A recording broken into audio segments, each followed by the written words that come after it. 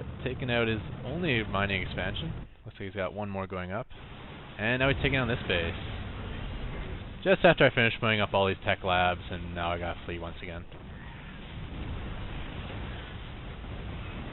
I am just down to my one island for mining.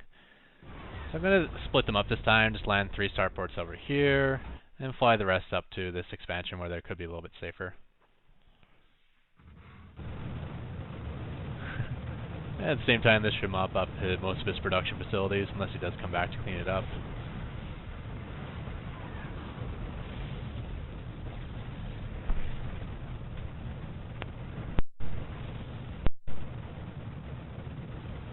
And this is where I wasn't paying attention. I just kind of flew my ravens there, thinking it would be somewhere safe. Did not know the expansion existed, and lost them all before I found out what happened. Like, great, I'm down to 1 base and 1 raven. Not good.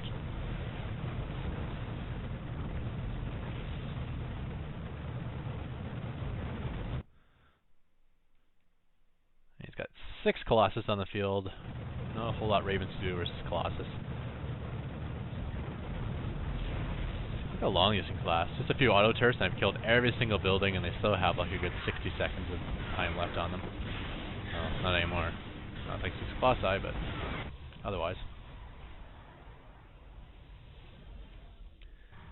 So I was actually able to save 1 SCV, which just came in handy, because now I'm able to like build command centers from this little safe corner here and send them out to do various things.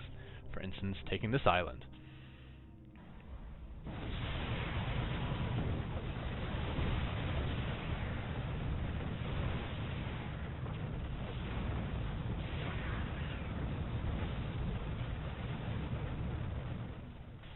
I got all his probes except for 1. It's pretty sweet. He should be economically strapped now. Yeah, he's only got 200 minerals.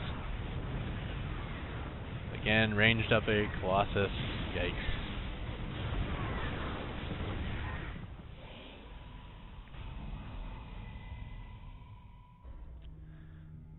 I think at this point I'm more or less just kind of scattering around the map.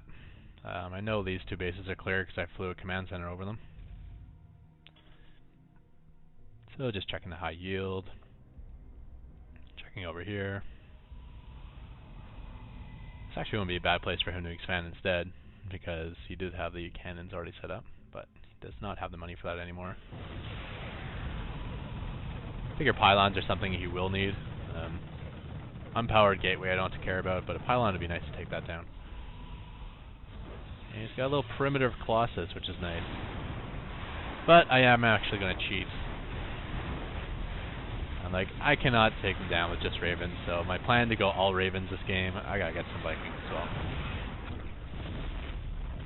So I do pump out a bunch of Vikings and knock his Colossus count down to 2.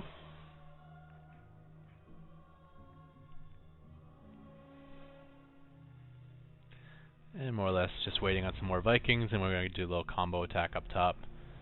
Vikings to clear the high ground, and then I can abuse the high ground with my my ravens here. So this is, for instance, is a spot where the point defense drones does make sense. I'll show you in a moment.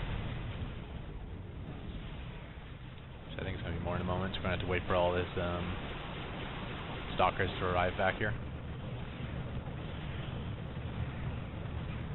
So he can't wait too long. He's going to lose his nexus. He does not have the money to replenish that. Yeah, probably a bad choice to send out all his units there.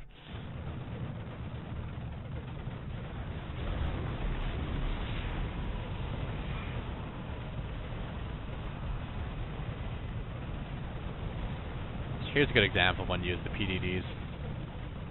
I'm going to run out all my Vikings to snipe his Colossus.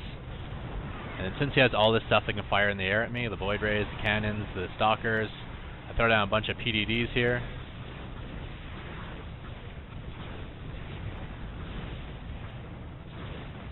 And now my Vikings are completely safe to finish off that Colossus.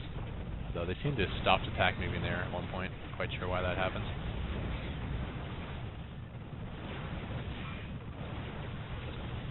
And And that is GG. So, I kind of talked about what happened in this video. I kind of want to talk a little bit more about the whys of this video. Auto turrets cost 50 energy. That is super cheap, and they're quite strong. If we take a look at them, they're doing 8 damage per attack, but that's like the DPS is like 10 DPS, right? Because it's doing 8 damage every 0.8 of a second.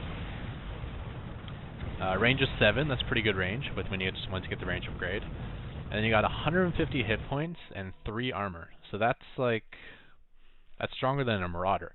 That's a pretty tough unit. And it's like an army that's free, more or less. I can just throw down a bunch of auto turrets, let it do its damage, and then 2 minutes later I'll have a bunch more auto turrets I can throw down for free. So yeah, and I think that kind of goes well with my fast expand build order, just because it gets me the 4 gas very quickly. Obviously, it might require some tweaking because, yeah, okay, kind of hard to explain, but the way I want to attempt this strategy is I want to die from getting rushed to start. I want to just go, I wanted my mindset to be just get lots and lots of ravens, and then I'll work back from there. It's like, okay, if I'm dying from an early rush, then maybe I should get like a couple siege tanks first, or maybe I should start with a Banshee harass first. Or maybe I should throw down a bunch of bunkers with Marines, or like maybe I should hold off on the fast expand. But I want to start with just going all like balls to the walls Ravens, and then work back from there as I have like losses.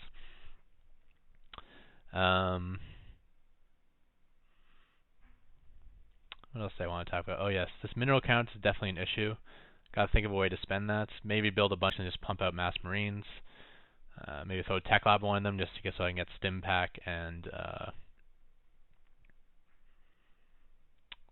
combat shield.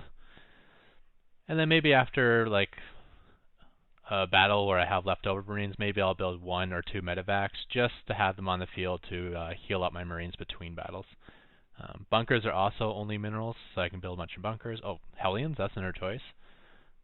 Yeah, I could start pumping out Hellions and use that for harassment of different bases.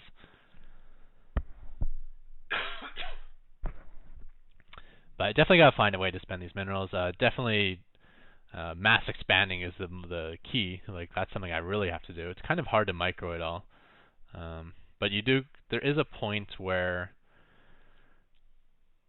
right around where I start pumping from 2 start ports, that my mineral count is just going to start skyrocketing. So at that point, I should almost be building like command centers non-stop.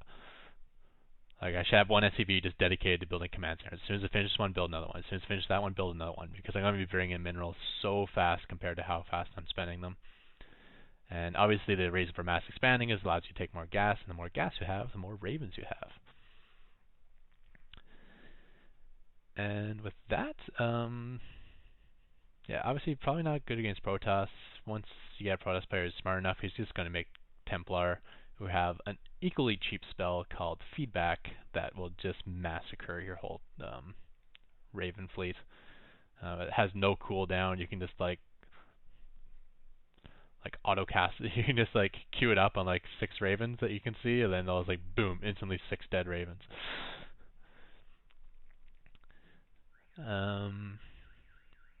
But I think Zerg, this could work quite well versus, just because Zerg's anti-air is not that great, especially early game, and they have clustered units, things like Zerglings, Balings, Hydras might be susceptible to the Seeker missile, and also Marines I think in general do quite decently versus most things Zerg gets.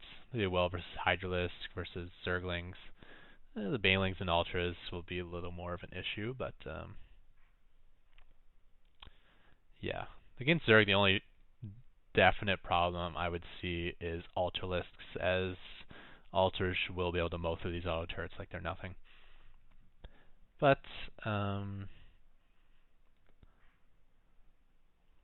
one thing you can do versus Ultras, I think, would be just to get a lot of extra buildings. Like if I just built like 2-layer thick engineering bays here or something here. That only costs minerals, so it doesn't hurt me, and then I guess I can either put a couple siege tanks behind it, or I can just put all my marines behind it, or I can lay a bunch of auto turrets behind it. And yeah, hopefully that they can do a lot of damage before the Ultras are able to bust through all those buildings. And one thing to remember with auto turrets is you think of them as like a temporary thing and not something you should like set up preemptively for base defense, but you can actually use them for base defense. Like even when you're not getting attacked, you can just like throw down a missile turret, like say, or an auto turret, say in your mineral line, just in case mutas come in. Because these things last for 4 minutes once you get the upgrade. That's almost more like permanent than temporary. I mean, it's not like a 30-second thing. 4 minutes is a long time. Yeah, so that's my Mass Raven strategy. I hope you enjoyed something a little different from me, and maybe I'll keep playing with it. Maybe it'll be a complete fail. I don't know. We'll find out. We'll see if we'll see it in some real ladder matches in the future. And with that, I'm going to say goodbye.